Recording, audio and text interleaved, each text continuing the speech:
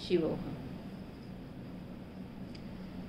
जीवन के उतार चढ़ाव इंसान के मन को अक्सर कश्मकश में उलझा देते हैं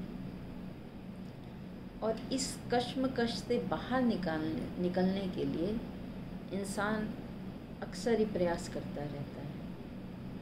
कभी वो सफल हो जाता है, कभी असफल हो जाता है, किंतु उसका प्रयास निरंतर चलता रहता है। और इसी कश्मकश से बचने के लिए वो आस्था का सहारा लेता है। वो आस्था जो उसके मन को स्थिर कर सके, उसके डोलते हुए मन को कहीं ना कहीं एक लक्ष्य देके उसे उस राह पे चलने के लिए प्रेरित कर सके। और ऐसे ही साधनों को ढूंढते हुए एक साधन उसे मिलता है जिसे हम कहते हैं व्रत। व्रत वो सरल साधन है जिससे मन को कुछ समय के लिए हम नियम में बांध सकते हैं। और जब बात हो मंगलवार के व्रत की, तब तो कहना ही क्या है। मंगलवार का दिन हनुमान जी का दिन, राम जी के भक्त अंजना केसरी नंदन पवन सुत हनुमान जी का दिन। हनुमान जी जो सभी विघ्नों का नाश करने वाले हैं, जो सभी संकटों का नाश करने वाले हैं। तो मंगलवार का जो व्रत है वो पूर्ण रूप से हनुमान जी को समर्पित है। हनुमान जी जैसे बहुत जल्द प्रसन्न होने वाले देवताओं में से एक है। और साथ ही साथ जब हम ये बात करते हैं कि कलयुग के देव, तो कलयुग में हनुमान जी साक्षात देव हैं। बल्कि मैंने तो कई लोगों से ऐसे भी सुना है कि उन्होंने हनुमान जी का, जिसे कहते हैं साक्षात ये नहीं मैं कहती कि पूर्ण रूप से दर्शन दिए हैं। मेरे कहने का ये अर्थ है कि उन्होंने अपने संकट के समय में हनुमान जी की कृपा को साक्षात अनुभव किया है। तो इसलिए हनुमान जी को कलयुग का देव भी कहा जाता है। यूँ तो मंगलवार का व्रत जो है वो अधिक कठिन नहीं है, साधारण ही है, उसे कोई भी कर सकता है। किंतु हनुमान जी के व्रत में, मंगलवार जी के व्रत में कुछ नियम ऐसे हैं कि जिनका पालन करना अति आवश्यक है, वरना कुछ कष्टदायी हो सकता है आपके लिए व्रत। उसमें सबसे पहला नियम ये है कि मंगलवार के व्रत में आपको पूर्ण रूप से ब्रह्मचर्य का पालन करना अति आवश्यक है। और ब्रह्मचर्य का पालन करने का मतलब है कि आपको अपनी इंद्रियों पे पूर्ण रूप से कंट्रोल करना है। मन जो है वो अक्सर इधर उधर भटकता रहता है, क्योंकि उसकी भाग दौड़ कोई आज की तो है नहीं, जन्मों की है। तो एक पल में उसे स्थिर करना असंभव सा लगता है। किंतु यदि हम संयम से, नियम से, धर्म से, अनुशासन से, प्रेम से इस पे कुछ प्रतिबंध लगाएंगे, तो मेरा ऐसा मानना है कि मन अवश्य ही आपके नियंत्रण में रहेगा।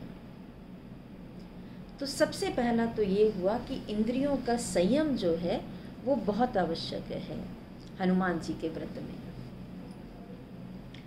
और दूसरा, हनुमान जी की उस दिन पूजा विधि विधान से करनी चाहिए। जैसे आप, अगर यदि आपके पास समय है तो आप सुंदरकांड का पाठ कर सकते हैं, साथ ही हनुमान चालीसा का पाठ कर सकते हैं। यदि आपके पास समय का अभाव है और आपके पास इतना समय नहीं है कि आप सुंदरकांड का पाठ कर सकें, तो हनुमान चालीसा का पाठ आप अवश्य करें। और हनुमान चालीसा के अंत में हनुमान जी की प्रसन्नता के लिए आप 1 या 2 माला या जितना आपके पास समय है उस हिसाब से राम नाम की माला अवश्य करें। इससे हनुमान जी अति प्रसन्न होते हैं। तीसरा कि मंगलवार के व्रत में भोजन कैसा करना चाहिए। अगर देखा जाए तो हमारे यहाँ जितने भी व्रतों का प्रचलन है, चाहे वो सोमवार का है, चाहे वो मंगलवार का है या कोई और भी व्रत है, तो अक्सर उसमें 2 चीज़ों का निषेध कहा गया है। एक नमक का और दूसरा चावलों का। और इसका एक कारण भी है। कारण क्या है कि दोनों का ही संबंध जो है वो जल से है, और जल का कारक जो है वो चंद्रमा है, और मन का कारक जो है वो भी चंद्रमा है। तो चंद्रमा की जो गति है वो सदा ही उतार चढ़ाव में रहती है, बढ़ता कम होता है, ऐसी गति रहती है। तो जब इन 2 चीज़ों का हम व्रत में सेवन करते हैं तो अक्सर ऐसा संत जन कहते हैं कि मन जो पहले से ही इतना चंचल है वो और अधिक चंचल हो जाता है। तो इसलिए व्रत में अगर हो सके, अगर आप का तन स्वस्थ है और आपका तन ये अलाउ करता है, तो आप नमक को ना खाएं। उसकी जगह आप मंगलवार के व्रत में मीठे के साथ एक समय भोजन कर सकते हैं। यदि आप में इतनी क्षमता नहीं है तो आप एक समय नमक वाला भोजन करें, किंतु सेंधा नमक का इस्तेमाल करने से। वैसे तो उत्तम होगा कि आप मीठे के साथ ही भोजन करें, किंतु यदि आपका शरीर स्वस्थ नहीं है या शरीर में उतनी क्षमता नहीं रहती कि आप शाम तक भूखे रहने के साथ मीठे के साथ भोजन कर सकें, तो आप सेंधा नमक का सेवन कीजिए, दूसरे नमक का नहीं। अगला, हनुमान जी की जब भी पूजा करें, अगर आपने सुबह पूजा की है अति उत्तम है, लेकिन शाम के समय भी हनुमान जी की पूजा अवश्य करें।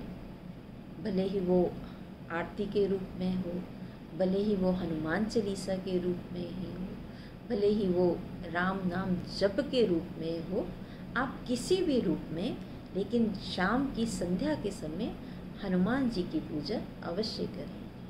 क्योंकि मंगलवार का दिन हनुमान जी का है ही है, लेकिन साथ ही साथ हनुमान जी के स्वामी राम जी का भी दिन है। तो आप जितना ज़्यादा राम नाम का, हनुमान नाम का पाठ करेंगे, उतना ही आपको लाभ होगा।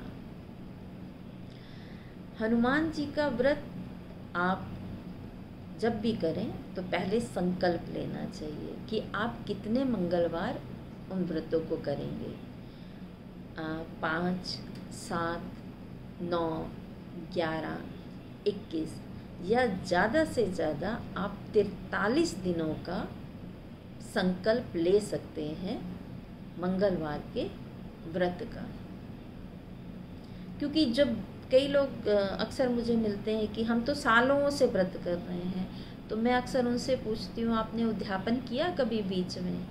तो उनका जवाब होता है नहीं, हम तो कई सालों से कर रहे हैं, उद्यापन हमने नहीं किया है।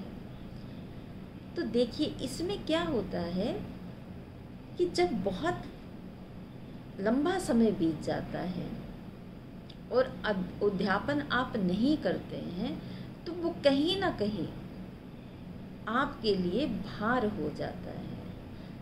जितना मैंने पढ़ा है या मैंने संतों से सुना है, तो उनका ये मानना है कि ज़्यादा से ज़्यादा अगर आप संकल्प लेते हैं किसी व्रत का, तो आपको 12 महीने का, जैसे आप एकादशी का भी संकल्प करते हैं, तो आपको एक समय में ज़्यादा से ज़्यादा 12 महीनों का अर्थात 1 साल का संकल्प करना चाहिए इसे।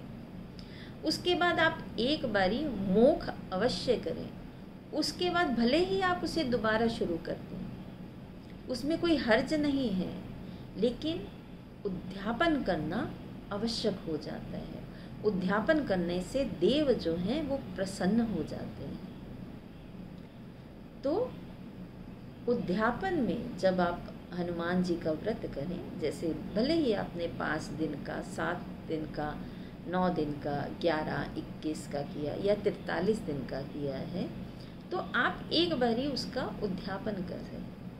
अगर आप बहुत ज़्यादा नहीं कर सकते हैं, तो केवल हनुमान जी को केले के फल का, बूंदी का, गुड़ और चना का भोग लगा दें और हाथ जोड़ के प्रभु से प्रार्थना करें इसे, इतना भी काफ़ी है। और यदि आप में क्षमता है तो आप हनुमान जी के श्री विग्रह पे चोला चढ़ा सकते हैं। यदि हनुमान जी का श्री विग्रह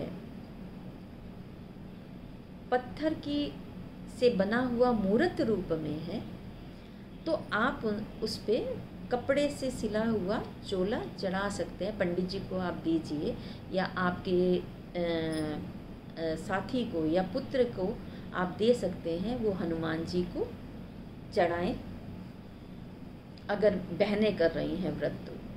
और अगर भाई लोग कर रहे हैं तो वो हनुमान जी को तिलक करके कपड़े का चोला चढ़ा सकते हैं।